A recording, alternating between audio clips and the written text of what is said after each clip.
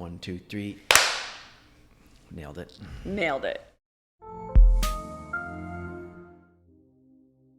Welcome back to the Financial Rundown. How are you doing, Maddy? I am doing great on this rainy day in May. How are you doing today, CJ? Summer is around the corner. I'm doing well. I'm optimistic now that the sun's been shining and we're out of the dreary February, March, April showers type environment. Yes, we're definitely getting glimpses, and I'm super thrilled about that, which also means that it's the end of tax season. Yes, and you're smiling and I'm smiling, and hopefully all of our clients are smiling as well as we got through tax time there. Yes. All right, so let's talk a little bit about tax time. Hopefully most have filed by now, and what do we do next, CJ? Well, I think whether you got a refund this year or you were owing money, it's a good time to, it's fresh in everybody's minds, so it's a good time to review. If you got a refund, why did you get a refund? If you were owing money, why were you owing money? And talk about the plan for making those adjustments moving forward if necessary. Just because you got a bigger refund doesn't mean you should necessarily expect that next year. And just because you're owing money doesn't mean you should necessarily expect that next year. So I think it's a good time to review why that happened either way and try to make a plan for next year so that we avoid any surprises. Right. And so I think one of the good ways to find out about why you either owed money or received a refund is by looking at your notice of assessment. And what's the best way? Because I know there was some changes recently with CRA. So the best way to get that notice of assessment now is to set up with your CRA My Account. Yes, so big push from the CRA, digital first, as are a lot of places right now. And so making sure that you have access to My CRA account is super important, and it's important to do it today, not next week, not next month, not next tax season. We want to try to get that stuff done today because it really helps. It helps monitor your tax-free savings account room, your RSP room, makes our job easier to ensure you don't over-contribute to those, but also to be able to do that tax planning and to be able to view any slips, make sure we have everything for the tax, to complete your tax returns, and trying to call CRA in March or April next year to get access to it if you need to. Good luck with that one because you can be on hold for hours and hours. So it's a good time to ensure you have that set up. Invest some time because it's going to make your life easier. Yes, absolutely. So our first topic is around rebalancing your spending. And as advisors, we do a lot of meetings with clients around rebalancing your portfolios and looking at that quarterly and semi-annually and each year in terms of, did your stock allocations drift up and should we rebalance that to maintain your portfolio alignment? But I think the focus here, and a focus that we try to work with clients on, is rebalancing their spending so that you have that drift that builds in on your monthly budget, the subscriptions and apps and those types of things that build in there. So we wanted to talk about how sometimes as advisors we get the bad rap when we're talking budgets with clients of being the no fun people and sacrifice yourself today and spend money today for your future self. And I think that's a little unfair because it's not our intention. I believe that is wholeheartedly unfair. I think what both you and I, and in fact, what Carl Richards talks about here really aligns with what we try to do here. The goal isn't to spend less money. The goal is to spend lavishly on the things that are important to us and cut ruthlessly on the things that don't matter anymore. And that's a very good way to put it. So I think what Carl said is accurate. I think what we want to do is be honest with what matters to you individually or as a family, and stop bleeding money on the rest of that stuff. And so this image here, where it shows this cycle of your values and your leading to your spending, leading back up to your values, we want to be more in control of that by prioritizing our values and having those dictate our spending, as opposed to letting our spending dictate our values. I think that's a really great point to make there, CJ, about the values. And it's really important to take time to review and make sure that our spending habits haven't drifted away from what our true values are. And it's easy because in, a season of life, a Disney subscription or an Apple subscription or a gym membership might have been the right thing for you, but seasons change and life changes and our values change as well. And so making sure that we're being mindful that the spending isn't dictating the values and that the values are dictating the spending is really important. And I think having gone through this exercise myself, and I know you do this regularly as well, that it can be a little bit shocking if you're not one of those types of people that does monitor your spending very closely. There's this word we keep using, that drift of things just, you keep having that $30, $20 come out of your account on a monthly basis, and it can really add up. Or that subscription that you signed up for, as you said, that doesn't renew until the next year, and then you get the alert that it renewed and you're going, I haven't even used that in the last 10 months.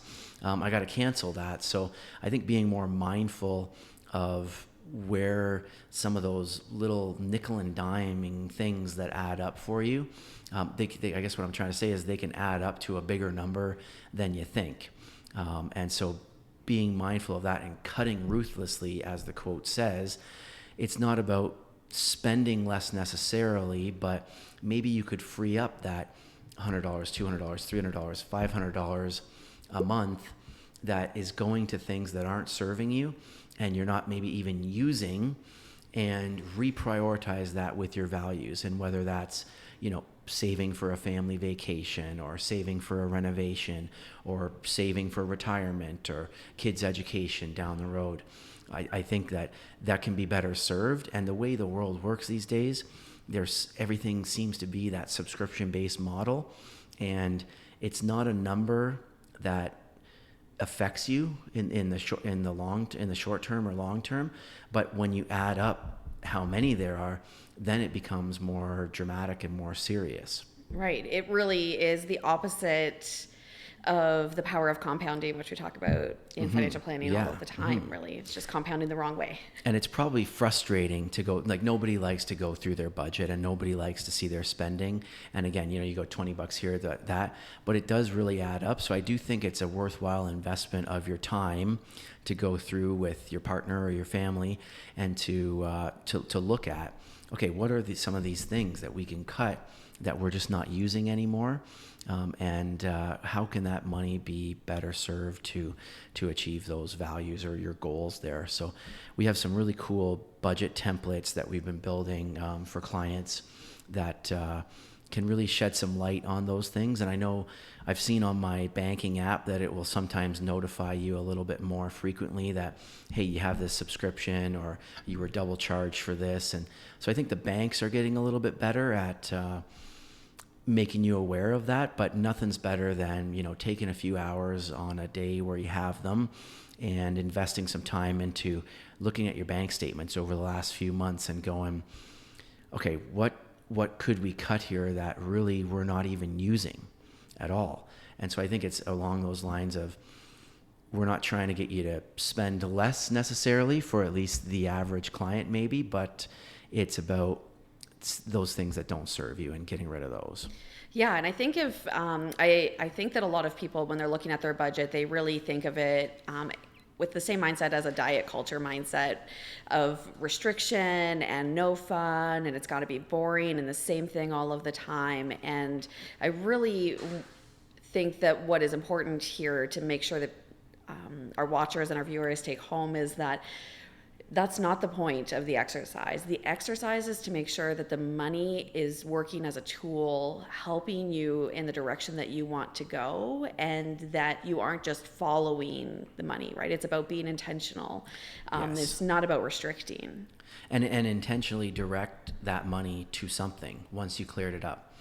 So if you're able to free up that $100 or $200 or whatever that amount is on a monthly basis, be intentional with redirecting that, because it had been going out of your account for who knows how long. Mm-hmm. So be intentional about, hey, well, let's get something set up to a tax-free savings account to start putting that money somewhere else and building up money somewhere else.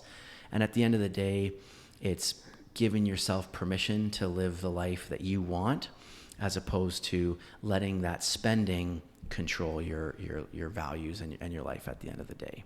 Yeah. Our second topic is around the 4% rule for retirement withdrawal strategies, and how it's a nice idea, but how real retirement doesn't move in a straight line. And so there was an interesting article from JP Morgan where they surveyed 12 million retirees, and around that 4% rule being that typical strategy where you can withdraw 4% of your retirement portfolio on an annual basis and you'll be good forever. But what they determined in the survey was that real retirement is more lumpy than that. There's different stages, and I think one of the headline stats was that 60% of retirees see a 20% range in their retirement income in those first 3 years specifically. And so that 20% drift in spending, up or down in the first 3 years, really aligns a lot with how we see retirement and how we plan for retirement. So there are generally 3 stages of retirement when it comes to spending that we sort of categorize or think of. So you have the go-go stage, and that stage is when you are most likely in sort of the best health of your life. You have more time, you're newly retired, and you might have a more active lifestyle. So that's when you're traveling. You want to do the things that you've worked hard your whole career for you to get to this point, and now you have freed up that some more time to pursue the hobbies or the traveling that you've kind of always dreamed about with your partner or with your family. And so that you're most likely apt to spend more money during that time. So there might be that go-go stage where it's not 4%. You might be taking out more of your money to fund those additional things that you can do and that you've worked hard to do. And when we're talking with clients, Jerry would always say that, you don't go from living your life to then all of a sudden retiring and you're eating caviar every weekend.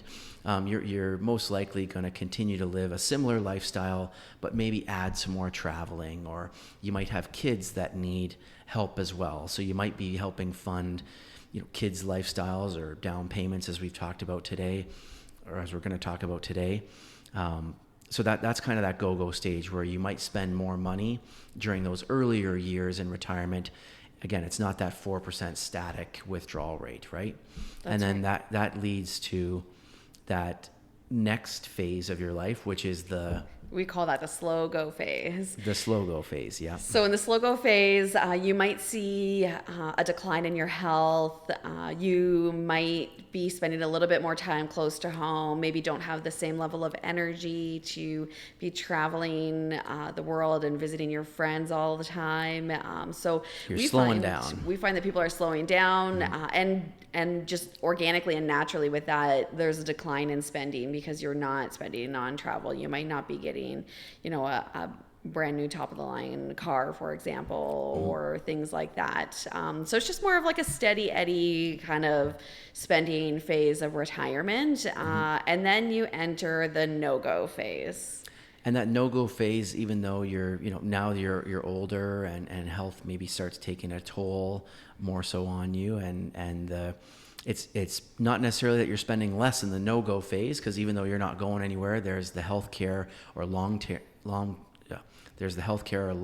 care aspect that can actually increase your spending in retirement. So that phase is we have to be accounting for potential more healthcare costs for clients during that phase. And sometimes when we're building that plan, you might live in your house. We have a lot of clients that say, I want you to take me out in a box from this house, and that's the only way I'm leaving here. And then some clients they might have stairs, and they might say, hey, it's a time for us, we can't do the stairs as easily, so we have to make adjustments, whether that's moving into a retirement community or a condo or things like that can be part of that. So building that retirement plan, you have to remember that your house, if you own a house, is an asset for you as well. So your portfolio is an asset, the house is an asset, and there might be a time in the future where you sell that house and it increases the value of your portfolio. And then you can leverage that to fund those additional healthcare costs through retirement. But I feel like a lot of clients are trying to plan for staying at home. So this becomes a bigger piece of the retirement planning for us, is making sure your portfolio can last to account for those increased healthcare costs or in-home care services that so many more clients are taking advantage of. I think that old way of thinking was, I would downsize my house, I'd sell my 2-story house to a young working family, and then I'd move into a bungalow and be on one level, whereas it's more difficult, so much more difficult to get a bungalow now. The costs aren't always that much lower than that 2-story place because they are rare or in limited supply. So I think that also has shifted as well, where it's important on that planning piece. Yeah. Good diatribe there. Yeah. And so there's lots to consider when we are planning for retirement. And part of our process, there's generally 3 really main things that we are mindful of when we're planning for retirement. The first is being mindful of those phases and when it might be more expensive versus less expensive, and then potentially more expensive again. And building that into the plan. And we use the Conquest financial planning tool to help us do that and model that. The other thing that we do is build in a cash buffer. And I know that CJ is extremely passionate about that. So tell us about it. Yeah, so I think as you approach retirement, we want to be mindful of the fact that you're going to need to start taking money out. And you might say that you need X amount of dollars per month, but we like to build in the idea about that go-go stage where you may need some more. So for each client, it's different, but we can look at, having 12 months, 18 months, 24 months, even up to 3 years of cash or cash equivalent investments of your portfolio. So if you need to take out $50,000 a year, we would aim to have $100,000 of your portfolio in something safer. And the main reason for that is to give clients peace of mind and comfort, knowing that we're not going to be forced to sell low during those stages. And because you have that money that's available in cash that we know you're going to pull out. So we need to keep that money safer for you so that it's not at risk of a market downturn. Your other money, we like to keep that invested to hopefully keep earning more money each year. But that has time to recover if we know that we have 2 years of that cash buffer built in. And so along that mindset, it's if you have a renovation or you're going to do more travel, okay, we have the money there that we can pull out of your account, and we know that we're not going to be forced to sell low. So we are very mindful, and I am passionate about having that as a retirement deaccumulation strategy for clients there. Yeah. And the third thing, you talked about having a renovation or more travel, things like that. So really it's about revisiting the plan often. So retirement planning isn't one and done.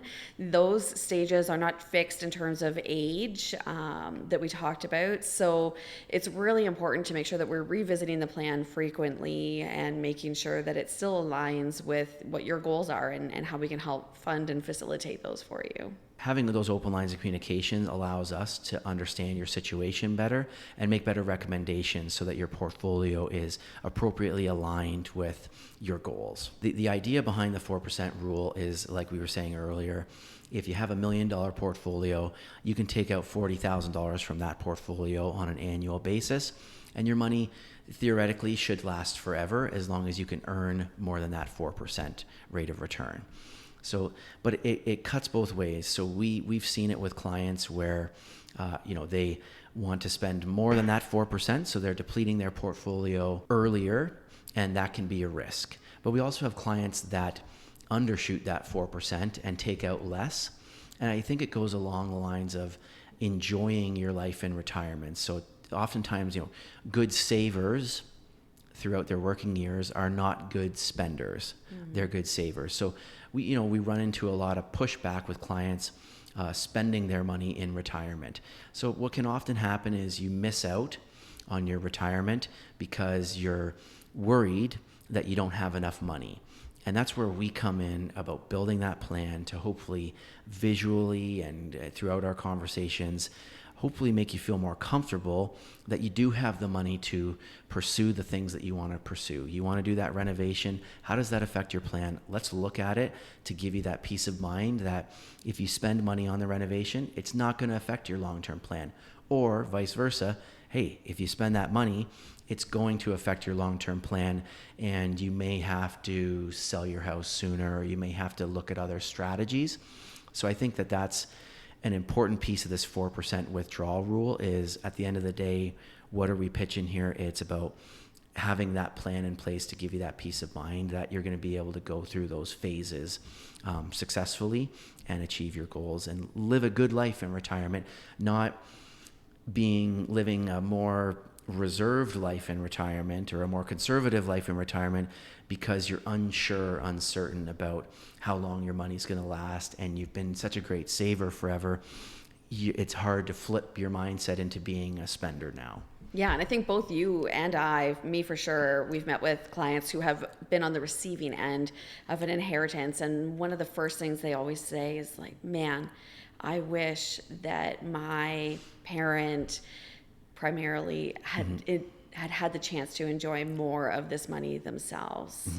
So I think that's really important. And the planning piece is where it really gives you that peace of mind of, being intentional and that informed decision making to make sure that your money is serving you in the way that you want it to. Our daughter just called and said she and her partner found a house that they want to put an offer on. They're short on the down payment, and we're in a position where we could help. Should we just write them a check and give them the money? Yeah, we get this question a lot from a lot of our clients. CJ, what do you think? Should they give them the money? Well, I think, if you have the money, I think it depends on if you have the money first. So first we got to figure out, do you have the money or not? How will that affect your future planning? And where are you planning on getting it from? We got to think about tax implications. We got to think about potentially going into debt further to help them out and how that affects your long-term strategy. So I think a couple of the pieces are, the money mechanics of it. So that side of it. And then also there's family dynamics of it that we need to be mindful of as well.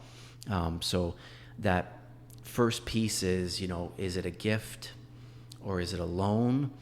And where do we land that way? So we want to figure out the source of it and make sure that you're comfortable.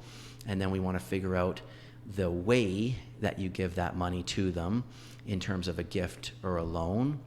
And so the gift strategy is a more simple one. Yeah, I think that we can dig down a little bit deeper into those. So let's explore some of the different gifting options. So there's one that is the most obvious, which is I'm writing a check, I'm giving it to you, 10 days before the closing date, because you got to show your deposit and we got to sign the gift letter and all that sort of stuff. So that's one option, but is that the best? Very good point. And so we are financial planners here. So there's a lot more options that if you know that you want to help your kids out, then let's talk about helping them out sooner rather than later.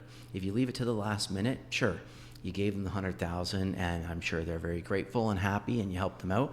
But is there a way for us to leverage your $100,000 or leverage that money that you want to gift to them by taking advantage of some accounts in their name where that might turn that money into more money? So there's a few different accounts that we can look at. Right. So the first one that comes to mind is a newer account in the grand scheme of registered accounts, but it's the First Home Savings Account.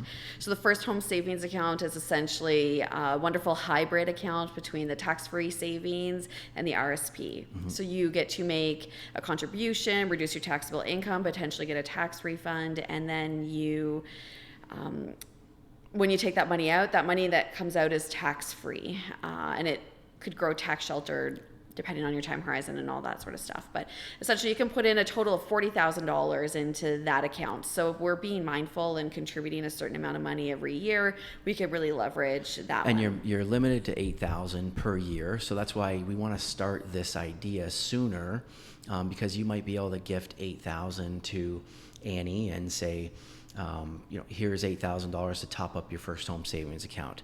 And the refund that Annie might get, depending on her income, can help really turn that money into more money for you. So again, along that quick plan of, if you're going to give them $100,000, maybe you give them $20,000 a year for 5 years leading up to them potentially buying a place.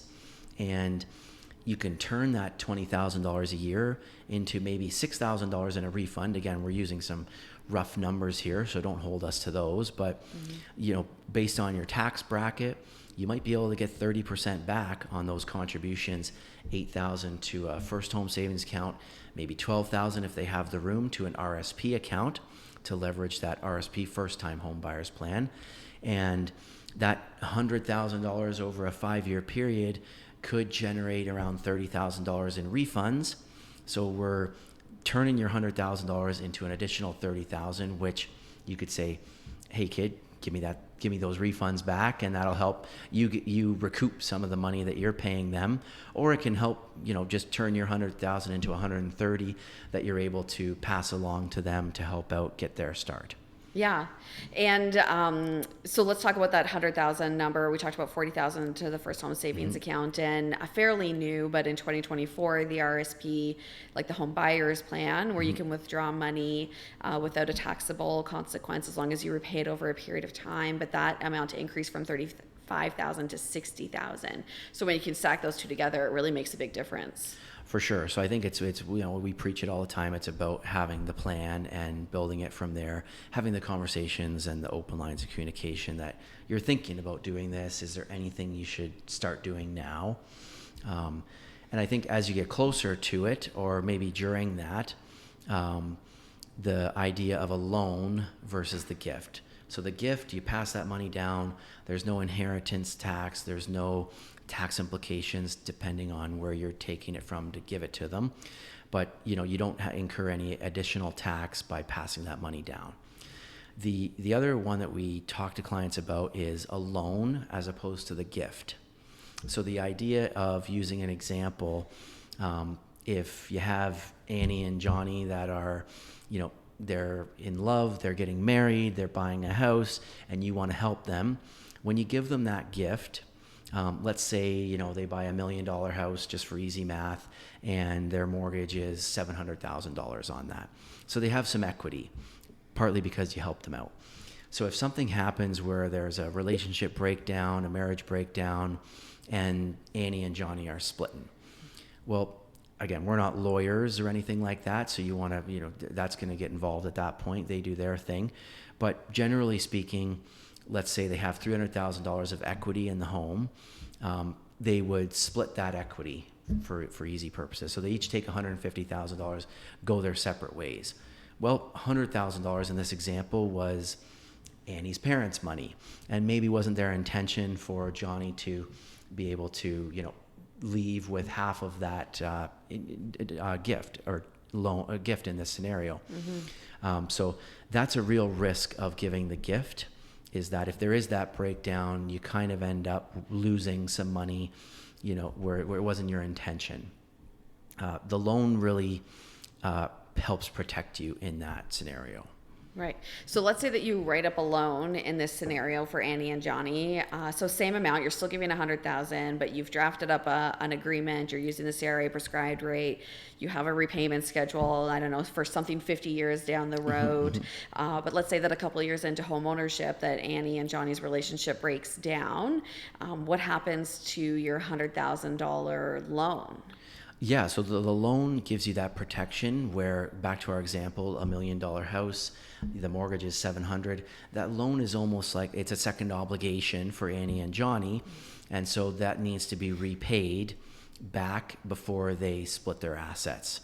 So what happens is that money goes back to you through the equity, and now that $100,000 goes back to you, leaving you $200,000 in equity, and then they would split that. So, your intention is likely not to give that money to your kid's ex-spouse.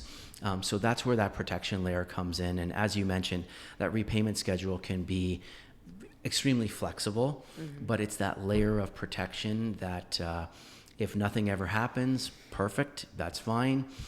But if something does happen, these are big tickets. So you have that layer of protection there for you. So I think the loan is something that clients often, I think I'm just going to write the check and give it to them and hope for the best. But the loan is something that I think protects all parties involved, where you hopefully feel more comfortable that things are going to work out in the way that you intended them to. Yeah, and I think that that's a great segue into the family dynamics or the family layer when we think about the gifting, right? So when we think about giving a gift, I think we have to be mindful of, or maybe you want to be mindful of how many children there are. I know you come from a family with 4 kids. I also come from a family with 4 kids. So if you're giving 100,000 to one, the others might also hope for 100,000. So now you're in deep here at 400,000 a piece in terms of gifting. Didn't happen for me. It didn't happen my for me parents either. spent most of their money on hockey and braces and all Yes. that fun stuff, but in university, which I was very lucky and grateful for. But you have to, that family dynamic of wanting to be fair for all your kids, and so having those conversations with your family about what you're able to do, what you're wanting to do as well, to be able to help out, and talking with your advisors about what you can do at the end of the day within your plan, and how much of a priority that is for you to help out with down payments or help out with other things like that. So I think being mindful of having that family discussion, and if it's the loan that you go down with, sitting down with your child and their partner and being able to say, hey, this is something that our advisor recommended, this is something that we want to do. Having those conversations, I think, can help ensure that everybody's on the same page. And on the flip side, when you pass money down, even if you've agreed, maybe one person has bought a house before your younger child has bought a place. So your intention is to give that, worst case scenario, something happens to you. And now when you gifted that money to one kid, now that didn't come out of your estate. So now, little Timmy is going to get less money in an inheritance because you had less money because you gifted money to Annie in that scenario there. So is it making sure that your plan is aligned with your intentions? So saying that that's an early inheritance to Annie helps protect your estate if something happens to you, where now your estate says, well, she already received a portion of her inheritance, so she receives less of your estate, and now little Timmy, it's fair in terms of what's been passed down. All right, CJ, so while we wrap up our conversation today, we covered a number of topics, but have any wise words or recommendations or things that you're up to? Well, we just got through hockey tryout season, and it was our second go of it, but the first go were pretty green. So we were, not that the stress was lower, but we had one kid, Charlotte, was trying out for the rep team last year. And so this year, both kids were trying out, and I shout out all the parents going through the last month of tryouts. Charlotte did 10, 12 tryouts, maybe even more than that over the last few weeks. And it's emotionally draining on parents, and it's emotionally draining on the kids. And there's the ups and downs, emotional roller coaster of it all. And so shout out all you parents that have gone through that with your kids that are now older or are continuing to go through that. And I think at the end of the day, it's just trying to take a step back and realize this is, they're kids, and they're probably not making it to the PWHL for girls, and if they are, you're not going to figure that out yet, and or the NHL and those types of things. The goals are for them to have fun, compete, make friends, and enjoy, if they enjoy playing whatever sport they're trying out for. So it's been a stressful month, I'm sure, for all the parents that are going through the tryouts, and for parents that have had kids that have gone through. You probably remember these times as well. So I'm in the thick of it right now, and so shout out all the parents that are going through that, and make sure you take a break and relax and enjoy the summer's coming, and try to enjoy that as well. Yeah. that's my words of my recommendation for now. Enjoy. Chill out and take a step back and make sure that the kids know that it's not the end of the world if you don't make the team. And it's a life lesson at the end of the day too, to work hard if you want to try to make it next year. Or maybe they're better suited playing at a lower level and just enjoying being out on the ice too. So how about yourself? What recommendations do you have? What are you listening to, watching? You got a habit book that you've read recently?